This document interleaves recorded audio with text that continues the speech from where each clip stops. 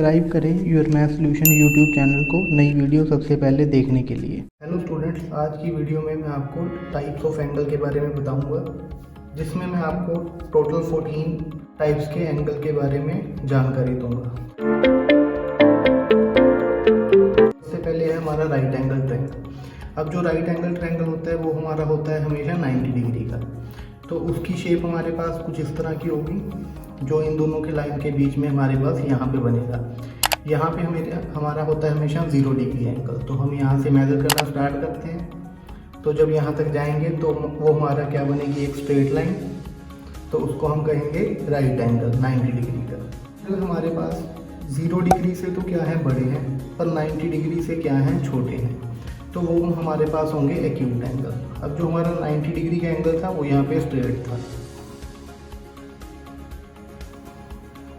तो इस दोनों के बीच में 0 डिग्री और 90 डिग्री के बीच में जो भी हमारे पास एंगल बनेगा उसे हम कहेंगे एक्यूट एंगल।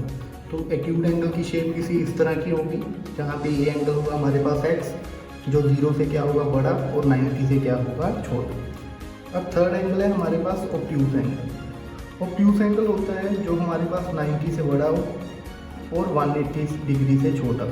तो यहाँ पे जब हमने किया था तो 90 यहाँ पे आ रहा था, तो उससे ग्रेटर वाले एंगल। तो जब हम इधर से मेजर करना स्टार्ट करेंगे तो हमारे पास इसकी शेप ऐसी बनेगी, जो यहाँ पे 90 से क्या होगा, ग्रेटर होगा, और 180 से क्या होगा, यहाँ पे स्मॉलर होगा। फोर्थ है हमारे पास स्ट्रेट एंगल। तो ये नाम से ही हमारे पास क्लियर हो रहा है, जो क्या हो, सीधे हों, स्ट्रेट हो।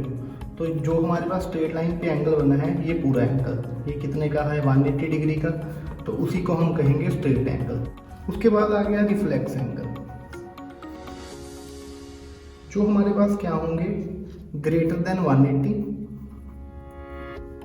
180 से बड़े होंगे, और 360 से क्या होंगे, स्मॉलर होंगे।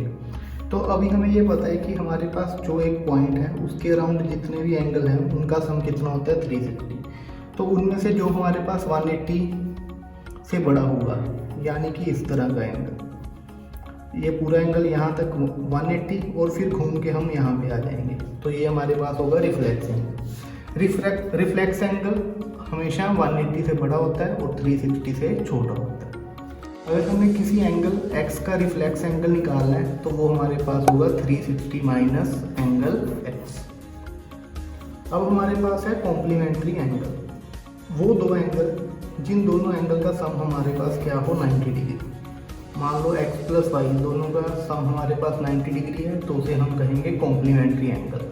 For example 45 degree plus 45 degree, दोनों का सम हमारे पास 90 डिग्री है, तो ये हमारे पास है कॉम्प्लीमेंट्री एंगल।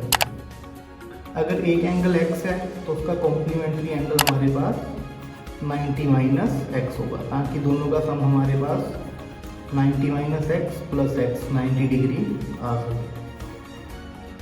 अब हमारे पास है अगला सप्लीमेंट्री एंगल। जब दो एंगल का सम हमारे पास 180 डिग्री होता है तो उसे हम सप्लीमेंट्री एंगल कहते हैं। जैसे 110 डिग्री और 70 डिग्री, इन दोनों का सम हमारे पास प्लस करने पे 180 आएगा, तो 110 और 70 डिग्री, ये दोनों हमारे पास क्या है, सप्लीमेंट्री एंगल।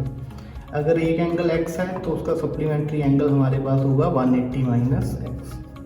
अब उसके बाद है बाइसेक्टर एंगल्स।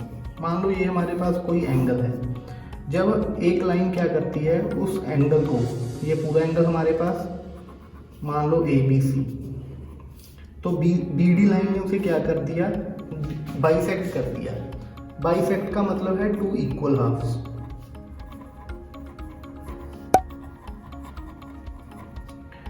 तो जो यहाँ पे एक छोटा एंगल बना है, ये वाला और ये इधर वाला, ये आपस में दोनों क्या हो जाएंगे, इक्वल। तो एंगल ABD ये वाला और एंगल CBD ये वाला, दोनों आपस में क्या होंगे, इक्वल। तो ये हमारे पास है बाइसेक्टर एंगल। उसके बाद है हमारे पास इंपॉर्टेंट टाइप एंगल्स की एडजस्टेंट एंगल। एडजस्टेंट का मतलब होता है साथ साथ वाले एंगल। तो जो एंगल, दो एंगल जो आपस में क्या हैं, एक दूसरे के साथ साथ बने हुए हैं, तो उन्हें हम कहेंगे एडजस्टेंट एंगल। तो इसके लिए हमारे पास एक कंडीशन है कि एक तो इनमें कॉमन वर्टेक्स होना चाहिए,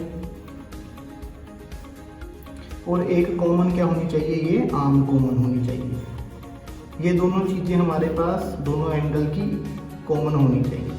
तो यहाँ पे जो ये O पॉइंट है वो इस एंगल में भी आ रहा है, इस एंगल में भी, और जो OA आर्म है वो दोनों एंगल में हमारे पास आ रही है। और थर्ड कंडीशन है हमारे पास non common arm on each side.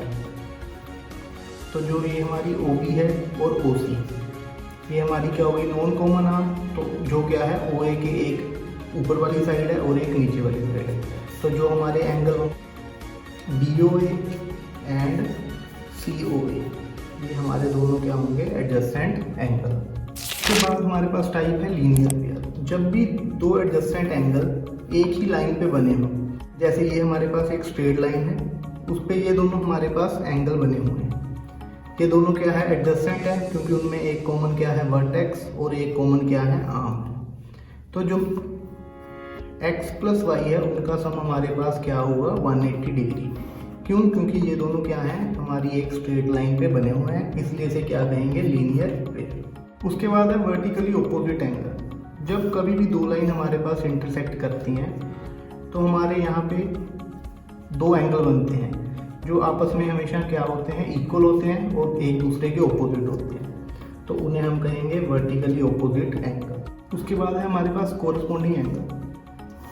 जब भी यहाँ पे कोई दो लाइंस हैं और एक लाइन उसे इंटरसेक्ट कर रही है जिसे हम कहेंगे ट्रांसवर्सल, तो वो एंगल चाहे यहाँ पे हो, मतलब इन दोनों लाइंस के चाहे ऊपर हो और चाहे इन दोनों लाइन के नीचे हो, तो उन्हें हम कहेंगे कोरस्पॉन्डिंग एंगल।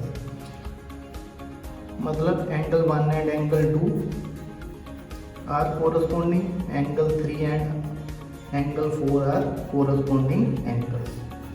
तो इसको याद रखने के लिए आपने हमेशा ये देखना है जहाँ पे हमारी एफ शेप बन रही होगी वहाँ पे जो भी एंगल बनेंगे वो क्या होंगे कोरस्पॉन्डिंग एंगल, चाहे वो यहाँ पे हो और चाहे वो यहाँ पे ऊपर हो, तो उन्हें हम कहेंगे कोरस्पॉन्डिंग एंगल। उसके बाद है हमारे पास अल्टरनेट एंगल। जब हमारे पास ये दो लाइन हैं और एक ट्रांसवर्सल उसे इंटरसेक्ट कर रही है, तो जो यहाँ पे एंगल होगा और यहाँ पे, उन्हें हम कहेंगे अल्टरनेट एंगल, या एंगल यहाँ पे और यहाँ पे। तो इनको हम कोई भी नेम दे लेंगे 1 एंड 2, ये A और B। Angle 1 is alternate to angle 2 and angle A is alternate to angle. तो अल्टरनेट एंगल को देखने के लिए हमारे पास Z शेप बननी चाहिए। तो जो यहाँ पे एंगल होंगे वो हमारे पास अल्टरनेट इंटीरियर एंगल होंगे, और जो यहाँ पे बाहर वाले एंगल बनेंगे जो ये रेड पेन से हैं उसे हम कहेंगे अल्टरनेट एक्सटीरियर एंगल। उसके बाद है हमारी लास्ट टाइप जो है कंसेक्यूटिव इंटीरियर एंगल। हमारे पास कोई भी दो लाइंस हैं, एक ट्रांसवर्सल से इंटरसेक्ट कर रही है, तो यहाँ पे जो एक ट्रांसवर्सल के सेम साइड पे इंटीरियर एंगल बनेंगे, ये वाला या ये वाला, तो उन्हें हम कहेंगे कंसेक्यूटिव इंटीरियर एंगल।